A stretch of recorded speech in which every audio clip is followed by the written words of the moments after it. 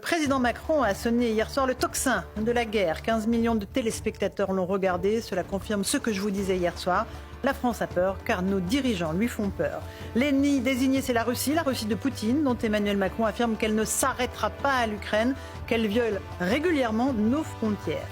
Mais surtout, ce qu'ont compris les Français, c'est qu'ils allaient devoir payer, eux, le prix de l'effort de réarmement national et européen qui se prépare. Car se mettre en économie de guerre, cela veut dire faire des choix, des sacrifices, c'est promettre que l'on va devoir encore se serrer la ceinture, alors que l'État français s'est révélé incapable ces 10 dernières années, ces 20 dernières années même, de réduire son train de vie.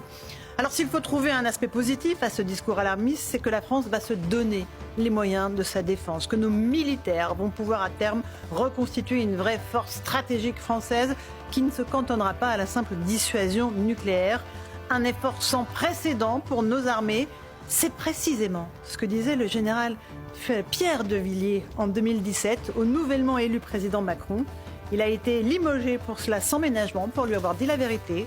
C'est parfois un tort d'avoir raison avant l'heure.